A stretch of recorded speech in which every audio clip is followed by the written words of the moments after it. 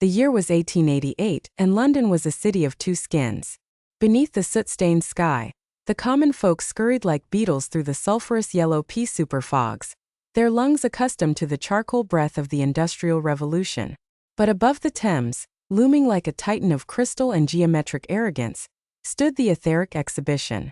It was a palace of light and impossible glass, built by the ether-kin, beings of shimmering energy and cold intellect who had descended from the celestial rifts to civilize the British Empire. To them, humanity was a biological curiosity, a species of fleshy, sweating laborers whose only value lay in their stubborn ability to survive in the muck. Dr. Silas Vane, an ether-kin whose form pulsed with a rhythmic, clinical violet light, adjusted his brass-rimmed ocular lens. He stood on the observation balcony of the Chamber of Rectification, looking down at the testing floor. Below him, the seventh candidate of the morning, a burly Docklands brawler, had just collapsed. The man's heart had given out under the gravitational rectifier, a device that simulated the crushing density of the kin's home dimension. Failure, Vane recorded, his voice sounding like glass rubbing against silk. Cardiac arrest at 3 atmospheres. Subject's skeletal structure showed microfractures. It is as I hypothesized. The human frame is too porous, too reliant on liquid-based cooling and fragile calcium. They are evolutionary dead ends. His assistant, a lesser shimmering wisp named Kale, flickered with a mocking amber hue. Why does the High Council insist on these trials, Doctor? We have already catalogued their breaking points. They break at the same pressure as a clay pot. Vane sighed, a sound that manifested as a slight dimming of his radiant core. Lord Valerius seeks the diamond in the coal.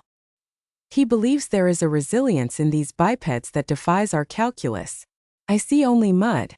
The heavy iron doors at the far end of the hall groaned open. A silhouette appeared against the backdrop of the London smog. It was small. Too small. It did not have the bulging muscles of the previous laborers or the desperate height of the Grenadier Guards. Subject 08, Vane announced, his light shifting to a skeptical shade of indigo. Name Eleanor Thorne. Alias Nell. Age 26. Profession: clockmaker's apprentice and coal shifter. Nell Thorne stepped onto the cold marble floor. Her boots were scuffed, and her trousers were stained with oil. She didn't wear the heavy steam-powered exoskeletons the kin had provided. Instead, she wore a simple leather vest over a linen shirt, her sleeves rolled up to reveal wiry arms covered in old scars. Her hair was pulled back in a tight, practical knot, and her eyes, sharp, observant gray, surveyed the room with an unnerving lack of fear. Character count of this section: 2,842 total character count. 2,842. Nell Thorne did not look up at the observation deck immediately. Instead, she knelt and touched the floor, her fingers feeling the vibration of the humming machinery beneath. She closed her eyes for a moment, listening. To Silas Vane, this looked like a prayer of the condemned. To Nell it was a diagnostic. The girl is diminutive, Kale remarked, his light flickering with amusement. Even by their standards, her bone density must be negligible. Lord Valerius's entertainment will be short-lived today. Vane leaned over the railing. Eleanor Thorne, you have volunteered for the Etheric Fellowship. Do you understand that no human has passed the 3rd tier? Your kind is built for the horizontal life, for the crawl of the earth. We offer you the chance to ascend, but the cost is usually your life. Nell looked up then. Her forward-facing eyes, the marks of a predator species that had spent millennia hunting in the dark, locked onto Vane's light. She didn't blink. I'm not here for the fellowship, Doctor. I'm here for the prize money and the medicine. My father's lungs are full of your etheric progress. I figure it's only fair I take some of it back to fix him. Vane's light rippled. Arrogance. A common human defense mechanism. Very well. Trial 1. The atmospheric endurance. Activate the ether vapor. The glass dome sealed with a hiss of steam.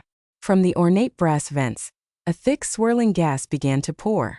It was the etherkin's natural atmosphere, charged with high-frequency energy and concentrated ozone. To a human it was like breathing liquid lightning. It crystallized the cilia in the lungs, causing instant suffocation. Vane watched his gauges. He had seen strong men claw at their throats within seconds. But Nell did something unexpected. She didn't panic. She pulled a ragged, charcoal-dampened cloth from her pocket and tied it around her face. Then she dropped to a low crouch, her body coiling like a spring. What is she doing? Cale asked. The gas rises. She should be seeking the high ground. She's staying below the convection current, Vane whispered, his light shifting to a curious lavender. And look at her breathing. She isn't gasping. She's shallow breathing through the charcoal. She's using the soot of London as a filter against the purity of the ether. Minutes passed. The lethal concentration reached 80%. Nell Thorne began to move. She wasn't just surviving. She was working. She walked to the center of the chamber where a heavy iron crate sat, waited to simulate 3 times Earth's gravity. She gripped the handles. Her muscles didn't bulge with the explosive power of a warrior. They corded with the slow, relentless endurance of a woman who had spent a decade hauling coal up the narrow stairs of London tenements. With a grunt that sounded more like a challenge than a struggle, she lifted the crate. She didn't lift with her back. She used the boxman's squat, shifting her center of gravity, her legs vibrating but holding steady. She walked 10 paces, set it down, and then, to Vane's absolute shock, she pulled the rag down and took a sharp, deliberate breath of the toxic air, coughed once, and spat a glob of black phlegm onto the pristine floor. Refreshing, she wheezed, a grim smile touching her lips. Smells like a Sunday in Whitechapel. Character count of this section: 3,215 total character count. 6,057. Dr. Vane's ocular lens clicked as it adjusted. His internal sensors were screaming. The girl's heart rate was high, yes, but it was steady. Her internal temperature was rising, yet she was not collapsing. She is sweating, Vane noted, fascinated. He watched as beads of moisture formed on Nell's brow, trailing paths through the soot. Her biology is actively dumping heat. We designed these chambers to overwhelm the internal energy of the subject, but she is using evaporation as a heat sink. It is inefficient. And yet, it is working. Cale's light dimmed in annoyance. A fluke of the London filth in her lungs. The next trial is the Chronos engine. It requires the processing power of a crystalline mind. She will fail there. Logic is not found in the mud. The chamber shifted. The heavy iron weights vanished, replaced by a holographic projection of a 4-dimensional gear system. The Chronos engine. This was the pinnacle of Etherkin engineering. To solve it, one had to manipulate 64 shifting brass spheres simultaneously to align the flow of time energy. It required calculating the trajectory of variables that didn't exist in 3-dimensional space. Trial 2, the knowledge of flux, Vane announced. You have 60 minutes to align the engine. If you fail, the feedback will shatter your nervous system. Nell approached the shimmering, shifting spheres. She didn't look at the control panel. She didn't look at the mathematical runes floating in the air. She reached out her calloused hands and hovered them near the spheres. She isn't even looking at the equations, Cale mocked. She's a blind mole. But Nell wasn't looking. She was listening. She could hear the hum of the ether energy, the way it whistled through the gaps in the brass. To her, it wasn't a mathematical problem. It was a clock. She had spent her childhood in her father's workshop, surrounded by the ticking of 1,000 gears, learning how to tell which spring was about to snap just by the pitch of its vibration. She reached into the center of the 4D mess. Her hands moved with a mechanical, rhythmic efficiency. When a sphere shifted into a non-existent axis, she didn't try to calculate it. She simply flattened it in her mind, treating the additional dimension as a simple tension variable. Clack. Whir. Clack. The sound of etheric machinery aligning echoed through the hall. 20 minutes, Vane whispered, his light turning a shocked, brilliant silver. She's bypassed the calculus entirely. She's tuning it, like a musical instrument. Nell's hands were a blur. She used her 2 hands to manipulate 4 spheres at once by using her forearms to trap the outer casings while her fingers worked the inner pins. It was improvisation born of necessity, a species that had only 2 arms learning to work as if they had 6. With a final resounding thud, the Chronos engine locked into place. A gold light bathed the room. Nell stood there, wiping oil from her hands onto her trousers. Your timing's a bit off on the 4th gear, she called out, looking directly at the observation deck. Needs a bit of grease. Or a sole.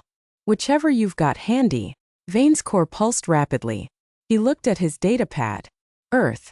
A world of high gravity, unstable tectonic plates, and a nitrogen-oxygen atmosphere that was essentially a slow-burning fire. Humans didn't just live there. They thrived by turning every obstacle into a tool. They domesticated the very wolves that tried to eat them. They turned the ground's charcoal into the breath of their machines. She isn't solving the problems, Vane realized. She's out-stubborned them. Character count of this section: 3,458 total character count. 9,515. The third trial was not a machine. It was a shadow. The lights in the Crystal Palace dimmed until only the flickering gas lamps at the edges of the room provided a ghostly, amber glow. From the ceiling a platform descended, carrying Lord Valerius himself. He did not walk so much as float, his body a collection of jagged, translucent crystals that hummed with a lethal, rhythmic light.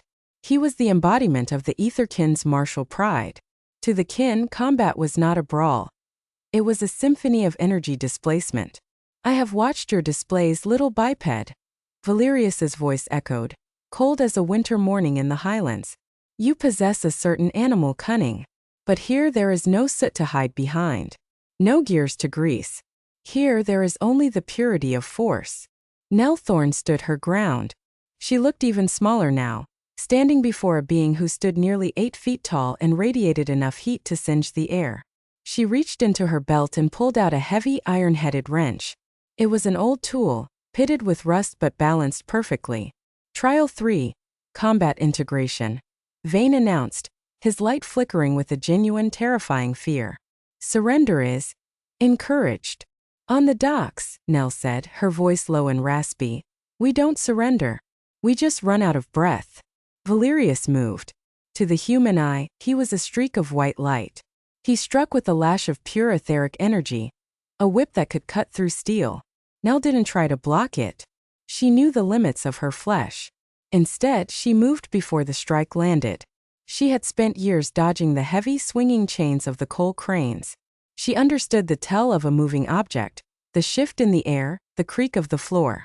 She stepped inside his reach, her body rotating with a grace that Dr. Vane's sensors couldn't categorize. Her boots gripped the marble. She wasn't fighting like a soldier. She was fighting like a lever. Her hands found Valerius's extended arm, a limb made of solidified light. Her hips shifted, her center of gravity dropping until she was almost part of the floor. Then with a scream of pure, unadulterated defiance she pulled. Judo. A word unknown to the Etherkin, but a principle known to the universe. Used the opponent's mass against them. The impact shook the very foundations of the Crystal Palace. Valerius, the High Lord of Energy, was slammed into the marble floor. The sound of cracking crystal rang out like a gunshot.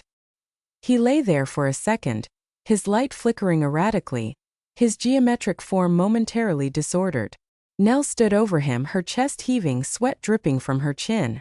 She wasn't cool like the soldier in the old stories. She was exhausted. Her muscles were screaming, but her eyes were predatory. You're fast, she panted. But you're light. You forgot about gravity. My world. It never forgets. Valerius hissed, his form glowing a dangerous, angry red. He surged upward, his pride wounded more than his body. He raised a hand to strike again to finish this insect, but he stopped. He looked at Nell's feet. She was standing in a puddle of her own sweat and the melted frost from the previous endurance chamber. And she was holding her iron wrench against the brass railing of the testing floor. You're a conductor, aren't you? Nell whispered. Pure energy. And me? I'm just a grounded wire. Vane watched from above, his core turning a resigned, heavy gray. He saw the logic of it. The human wasn't trying to outpower the god. She was trying to outsurvive him. Character count of this section: 3,391 total character count. 12,906. The tension in the chamber was so thick it felt like the air before a lightning strike. Lord Valerius hovered, his crystalline edges glowing with a frequency that made the glass walls of the palace vibrate. He was a being of the heavens, of the pure ether, and here was this thing, a creature of salt, water, and carbon, daring to breathe his air and touch his form. You think a piece of iron and a puddle of water make you my equal? Valerius sneered, his voice a chorus of discordant chimes. I don't think we're equals, Nell replied, her grip tightening on the wrench until her knuckles were as white as the marble. I think I'm a lot harder to kill than you are. You've lived in the light so long you've forgotten what it's like to have to fight for your next meal. My ancestors hunted mammoths with sharpened sticks. We don't need to be your equal to bring you down. We just need to be more patient. Valerius roared, a sound of pure energy, and unleashed a torrent of white fire. Nell didn't move away. She lunged forward. She dove through the puddle, the water acting as a brief, sacrificial shield against the heat, and slammed her iron wrench into the brass floor plate she had loosened earlier. The connection was instantaneous. The etheric energy, seeking the path of least resistance, flowed through the wrench, into the brass, and dissipated into the massive iron framework of the Crystal Palace itself. The entire building hummed. Outside, the gas lamps of London flickered and died as the atmospheric energy was sucked into the ground. Valerius collapsed, his light dimming to a dull, bruised flicker. He was drained. The human had used the very architecture of his own exhibition to ground him. Dr. Vane stood frozen. His datapad was overflowing with anomalies. It's not just physical resilience, he whispered to the terrified Kale. It's a conceptual adaptability. She treats every environment as a set of tools. To us, the Crystal Palace is a monument. To her, it's a weapon. The final two trials, the toxin resistance and the survival simulation, passed in a blur of broken expectations. They placed Nell in a chamber that mimicked the absolute zero of the void. She didn't freeze. She did burpees. A frantic, repetitive human movement that kept her blood pumping and her core warm. She complained the cold was a bit like a drafty pub in December, and asked for a cup of tea. When they exposed her to the xenon blight, a chemical designed to dissolve the cellular walls of any known biological entity, she merely developed a red, itchy rash on her forearms. Her immune system, forged in the filth of the Thames and the bacterial breeding grounds of the London slums, looked at the alien toxin and treated it like a mild case of hay fever. 5 tests, Vane recorded, his light now a permanent, humbled amber. 5 impossibilities. The human candidate has not only survived, she has dismantled our entire understanding of vulnerability. We categorize them as soft because they bleed. We failed to realize that because they bleed, they know how to heal. Because they die, they know how to live with a ferocity we cannot comprehend. At 1800 hours, the trials were officially concluded. Nell Thorne walked out of the chamber, her uniform in tatters, her skin covered in soot, sweat, and bruises. She looked like a ghost of the industrial age. Character count of this section, 3,284 total character count. 16,190. Nell stopped at the base of the observation deck. She looked up at Dr. Vane, her expression unreadable. The prize, she said simply. The etheric cell and the medicine. My father doesn't have much time. Vane descended the stairs. For the first time he did not float. He walked, his light dim and respectful. In his hands he carried a small pulsing vial of blue liquid, the medicine, and a heavy glowing crystal, the etheric cell, a power source that could run a London factory for a century. You have won more than a prize, Eleanor Thorne, Vane said, his voice soft. You have won the attention of the High Council. They will want more of you. They will want to study your people. They will want to integrate you. Nell took the vial, tucking it carefully into her vest. She looked at the glowing cell, then back at the shimmering alien. Study us? Integrate us? You think we're a new resource like coal or iron? You are a species of deathworlders, Vane replied. The Council believes you would make the finest soldiers in the history of the ether. Nell laughed, then a dry hacking sound. Soldiers? You really don't get it, do you, Doctor? We didn't survive London because we like fighting. We survived because we wanted to go home and have a pint. We're not your shock troops. We're just people who are very, very good at not dying. She turned to leave, her heavy boots clunking on the marble. Wait, Vane called out. Why did you do it? The odds were 94% against you. Why risk the breaking point? Nell paused at the great glass doors. The London fog was waiting for her. A wall of gray soup illuminated by the dying sun. My father always told me something when I was fixing clocks, she said without turning around. He said, Nell, the world is just a big machine that's lost its way. If it tries to crush you, find the gear that's doing the crushing and jam a wrench in it. She stepped out into the smog. Within seconds, the gray mist swallowed her. Back in the observation deck, Lord Valerius had recovered enough to stand, though his light was cracked and dim. He looked at Vane. Draft the protocols for Earth's colonization. We must secure this asset. Vane looked at his datapad one last time. He looked at the entries for judo, sweat, immune response, and spite. He looked at the empty recovery pods in the medical bay, 9 pods all unused. With all due respect, my lord, Vane said, his light shifting to a resigned prophetic gray. I don't think we should colonize them. And why not? Valerius snapped. Because, Vane whispered, if we try to crush them, they won't just fight back. They'll find the gears of our empire. And they'll jam a wrench in them. Far below, in the heart of London, a young woman whistled a tuneless melody as she walked toward the soot zones. She had a vial of light in her pocket and a heavy iron wrench in her hand. The etheric exhibition sparkled behind her, a palace of glass that suddenly looked very, very fragile. Character count of this section: 3,012 total character count. 19,202. The following weeks in London felt different, though the smog remained as thick as ever. For Dr. Silas Vane, the clinical silence of the etheric exhibition had become a haunting echo of Nell Thorne's heavy footsteps. He spent his hours in the grand archives of the Crystal Palace, pulling every scrap of data the Etherkin had gathered on the third planet from the sun. He saw images of the Great Fire of London, how the humans had watched their city turn to ash and simply built a grander one on top of the ruins. He read about the Black Death, where a third of their population perished, yet the survivors had used the tragedy to dismantle the feudal systems that bound them. They used catastrophe as a catalyst, Vane muttered to Kale, who was busy recalibrating a gravity plate. Every time the universe tries to prune them, they grow back thicker. Kale, look at this entry. The Siege of Gibraltar. They lived in tunnels for years, eating weeds and rats, and they didn't surrender. They just grew accustomed to the dark. Kale flickered a dismissive green. They are biological accidents, Doctor. Lord Valerius has already mobilized the first Radiance fleet. By next month, the Thames will be an etheric port, and these clockmakers will be scrubbing our engine hulls. Vane felt a sudden sharp spike in his core. You didn't see her eyes, Kale. When she looked at the Kronos engine, she wasn't impressed. She was bored. She saw our most advanced technology as a faulty watch that needed fixing. If we go down there as conquerors, we aren't invading a planet. We're stepping into a workshop where we are the broken parts. Meanwhile, in the soot zones of East London, Nell Thorne sat by her father's bedside. The room was small, smelling of damp wood and old metal. Her father, Thomas, was breathing easier now.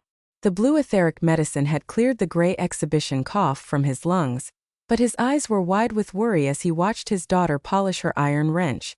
You shouldn't have gone back there, Nell, he wheezed, his voice still thin. The kin. They don't give things away. They only trade for souls. They didn't give it to me, Dad, Nell said, her voice steady. I earned it. And I didn't give them a thing they can use. They think they've seen what a human can do. They've only seen what a human can do when she's being polite. She looked out the cracked window at the shimmering spires of the Crystal Palace in the distance. To the rest of London, it was a god palace.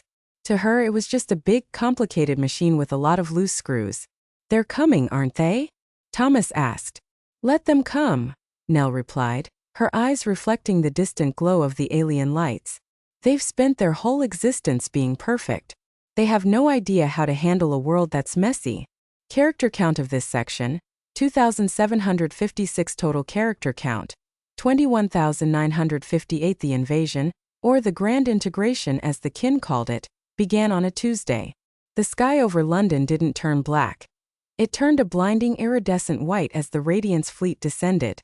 Huge geometric ships, shaped like faceted diamonds, hovered over the Parliament and the Tower. They didn't fire cannons. They emitted a low-frequency hum that neutralized the steam engines of the city. The great factories of the industrial age ground to a halt. The locomotives froze on their tracks. Lord Valerius stood on the bridge of the flagship, the Light of Reason. He looked down at the ants scurrying through the streets. Broadcast the decree, he commanded. Humanity is to be folded into the etheric cooperative. Their labor is now the property of the High Council. Any resistance will be met with molecular deconstruction. In the Grand Archives, Silas Vane watched the broadcast with a sinking feeling. He saw the humans in the streets. They weren't running in terror. They were standing still, looking up. Some were holding shovels. Others were holding hammers. A few were simply lighting pipes, their faces obscured by the smoke. They're not reacting correctly, Vane whispered. Where is the panic? Where is the breaking point? Suddenly, the light of reason shuddered. Report. Valerius barked. There is an interference, my lord, a technician replied, his light flickering in confusion. The low-frequency hum. It's being echoed back at us. But it's distorted. Down in the soot zones, Nell Thorne stood atop a massive pile of coal. Surrounding her were hundreds of Londoners, mechanics, smiths, chimney sweeps, and dockworkers. They had dismantled the steam engines the kin had tried to neutralize. They had stripped the copper wiring from the telegraph lines and the lead from the roofs. They think they've turned off our power, Nell shouted, her voice carrying through the quieted streets. But they forgot one thing. Our power doesn't come from their light. It comes from the fire we build ourselves. Under her direction, the workers had constructed a massive grounded array. It was a chaotic, ugly tangle of iron, coal, and saltwater batteries, a primitive version of the very technology she had seen in the Crystal Palace. It was a giant, messy lightning rod. Now, Nell signaled. The workers threw the switches. A surge of raw, dirty terrestrial electricity, unrefined and wildly unstable, shot upward from the soot zones. It wasn't a beam of light. It was a bolt of pure industrial spite. The light of reason's shields, designed to deflect sophisticated etheric energy, were completely bypassed by the low-tech surge. It was like trying to stop a mudslide with a silk veil. The ship's crystalline sensors overloaded. The hum turned into a scream. Character count of this section: 2,892 total character count. 24,850 inside the flagship. The lights flickered between blinding white and a sickly, bruised purple. Lord Valerius was thrown against the bridge railing. What is this? How can they possess such output? It's not output, my lord. Vane's voice broke through the comlink. It's feedback. They aren't trying to power their own devices. They're using our own energy grid against us. They've connected the city's sewage and telegraph lines to our hull. They're grounding us. Valerius looked out the viewport. He saw the primitive girl, Nell, standing on her mountain of coal. She wasn't using a laser. She was holding a long copper rod, waiting for the sky to break. Molecular deconstruction. Now, Valerius ordered. But the cannons wouldn't fire. The high-purity crystals needed to focus the beams had been poisoned by the soot and sulfur in the London air. The sheer humidity of the Thames had caused condensation inside the alien circuitry. A problem the kin, coming from a world of dry, pure energy, had never encountered. The humidity, Vane whispered in the archives. They can't fire because it's raining in London. Indeed, the sky had finally opened up. A classic British downpour began, soaking the iridescent ships. The water, mixed with the industrial grime of the city, became a highly conductive sludge that coated the alien craft. Nell Thorne watched as the magnificent diamond ships began to spark and hiss. You came to the wrong city for a fair fight, she muttered. She raised her copper rod. All right, boys. Give him the Thames special. Across London, 1,000 makeshift wrenches, small portable grounding devices Nell had taught them to build, were jammed into the etheric street lamps the kin had installed. The feedback loop became a hurricane. The light of reason began to tilt. Its propulsion systems, based on magnetic levitation, were being disrupted by the massive, chaotic electromagnetic field the humans had generated using nothing but scrap metal and coal.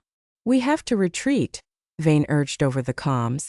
My lord, the very air of this planet is rejecting us. The biology, the weather, the sheer messiness of it. We are built for order. They are built for the storm. Valerius, his form cracking under the strain, looked down at the girl. She waved at him, casual, friendly, just as she had waved to Dr. Vane after her trials. It was the wave of someone who had just finished a hard day's work and was ready for a rest. Retreat, Valerius hissed, his pride shattering along with his hull. Leave this mudball to its filth. The iridescent ships turned, their lights dimming as they struggled to claw back into the higher dimensions. They fled not from a superior army, but from a superior stubbornness. Character count of this section: 2,931 total character count. 27,781 as the white ships vanished into the rifts above the clouds. The white sky of London bled back into its familiar, comforting gray. The silence that followed was broken only by the steady rhythm of the rain and the distant, muffled cheers from the East End.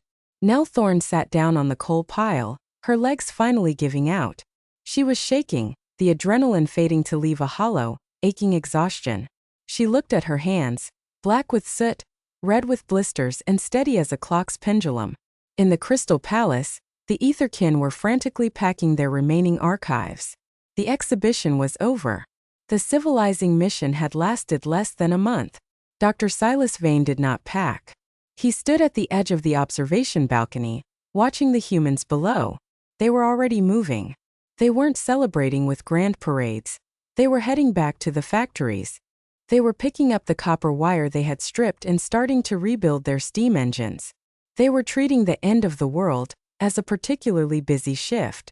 They're already moving on, Cale said, his light a dim, fearful yellow. They don't even care that they just drove off a Tier 1 galactic civilization. They have other things to worry about, Cale, Vane replied. They have dinner to make. They have children to feed. They have a city to keep running. To them, we were just a particularly difficult winter. Vane reached into his robe and pulled out a small metallic object. It was a simple brass gear, one he had found on the floor after Nell's trial. He turned it over in his hands. It was imperfect. It was heavy. It was real. I'm staying, Vane announced. Cale's light flared. Staying? You'll be a curiosity. They'll put you in a cage. No, Vane said, looking down at where Nell Thorne was climbing down from her coal mountain. I don't think they will. I think they'll ask me if I know how to fix a boiler. And I think I'd like to learn. Lord Valerius's final ship departed in a burst of light that shattered the remaining glass in the Crystal Palace's roof. The shards fell like diamonds into the mud. Nell Thorne reached the bottom of the pile and found a familiar figure waiting for her. It was her father, wrapped in a heavy coat, standing with the help of a cane. He looked up at the empty sky and then at his daughter. Did you jam it, Nell? He asked, a small smile on his face. Nell held up her iron wrench, now bent and charred.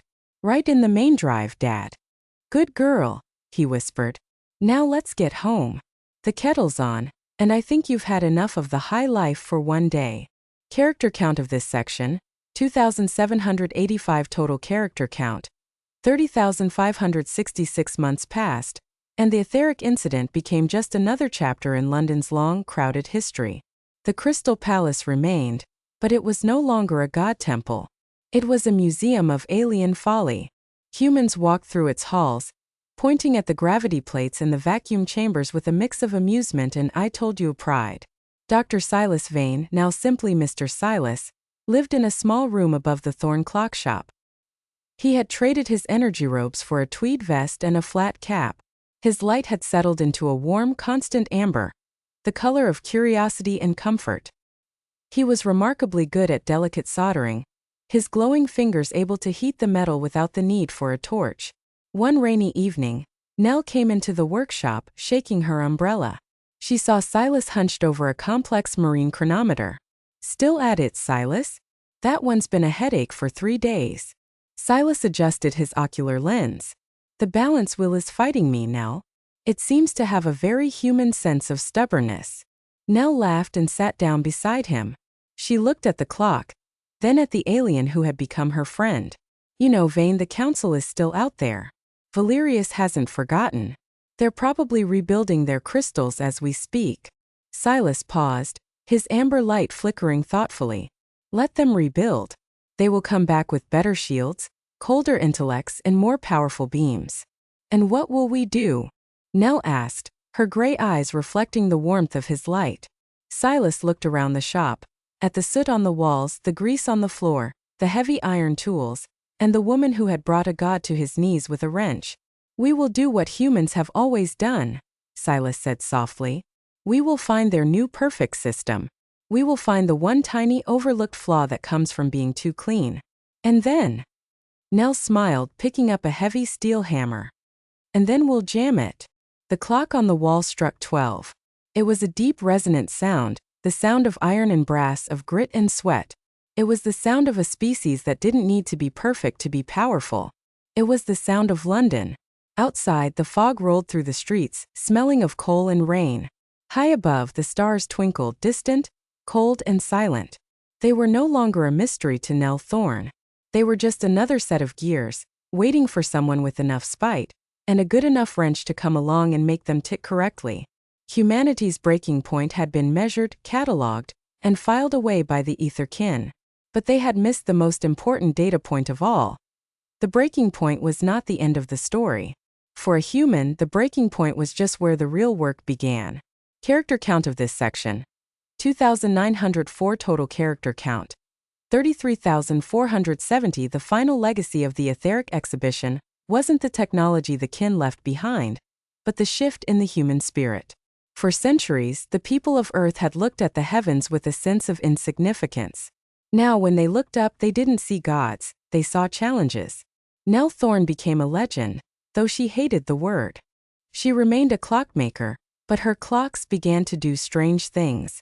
She developed the Thornvane filter, a device that used etheric principles to clean the London air, finally ridding the city of the pea supers without losing its industrial heart.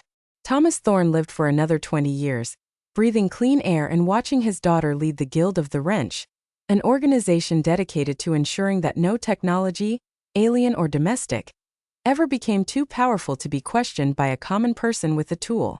Dr. Silas Vane eventually wrote a book, though it was never published in the ether. It was titled The Conductivity of Spite: Why the Stars Should Fear the Mud. In its final chapter he wrote, "I once believed that the universe was a ladder of purity, with energy at the top and matter at the bottom. I was wrong. The universe is a forge. And in that forge, the softest, most fragile materials, like the heart of a London girl, can be tempered into something that can shatter the very stars. Do not look for their breaking point. Look for their motivation. For if you give a human a reason to survive, they will rewrite the laws of physics just to stay alive for tea." The Crystal Palace stood for another century, a shimmering reminder that the greatest strength isn't found in the light, but in the shadows where the work gets done. And every year, on the anniversary of the grounding, the people of London would turn off their lights for 1 minute. They would stand in the dark, in the quiet, and listen to the ticking of a million clocks, the steady heartbeat rhythm of a city that refused to be broken. Nell Thorne died an old woman, in the same room where she had saved her father. Her last words were not a prayer or a poem. She looked at the bent, charred iron wrench hanging above her mantel, smiled and whispered to the air, "Still holds a good grip." The stars continued to shine, but in the deep rifts of the ether, the name Earth was no longer a footnote. It was a warning that in the corner of the galaxy, there was a little blue world of high gravity and heavy rain, inhabited by a species of small, soft creatures who possessed the most dangerous weapon in existence: the ability to treat the impossible as merely a difficult day at the office. Character count of this section: 2,852 total character count. 36,322. The Etheric Fellowship trials were never held again. The Galactic Cooperative, having received the reports from Dr. Vane and the Broken Lord Valerius, officially designated Earth as a Class 4 hazard zone. Not because of the humans' weapons, but because of their contagious defiance. The Council feared that if other species learned how the humans had won, the entire hierarchy of the ether would crumble. But the knowledge was already out there. In the dark corners of the galaxy, stories began to circulate, stories of a clockmaker queen and a god of light who was brought down by a puddle of water and a piece of iron. Other species began to look at their own breaking points and wondered if they, too, had been miscalculated. Back on Earth, the 20th century dawned with a strange, shimmering energy. Steam was still the king, but it was a steam infused with the wisdom of the stars. The Industrial Revolution didn't end. It evolved. And at the heart of it all was the principle Nell Thorne had lived by: That everything, no matter how grand, was just a machine. And every machine could be understood, fixed, or, if necessary, stopped. London remained a city of soot and rain. But it was also a city of secrets. Beneath the cobblestones, the grounded array was kept in constant repair. A silent guardian against the day the white ships might return. But they never did. They had learned the lesson that Silas Vane had tried to tell them from the beginning. Humanity was not a resource to be harvested. They were not a problem to be solved. They were a force of nature, as unpredictable as the London weather and as relentless as the tide of the Thames. As the decades rolled on, the name of Nell Thorne faded into folklore. But her spirit remained in every clicking gear and every hissing valve. Whenever a machine failed, whenever a system oppressed, someone would pick up a tool, look at the problem with a predator's focus, and say the words that had once saved a world. Piece of cake. The heavens remained wide and mysterious, but the people of London no longer felt small. They knew that if the universe ever tried to crush them again, they would simply find the gear that was doing the crushing and jam a wrench in it. Ze with circumflex u twin sang toe with tilde han to with graven h. Character count of this section: 2,518 total character count, 38,840.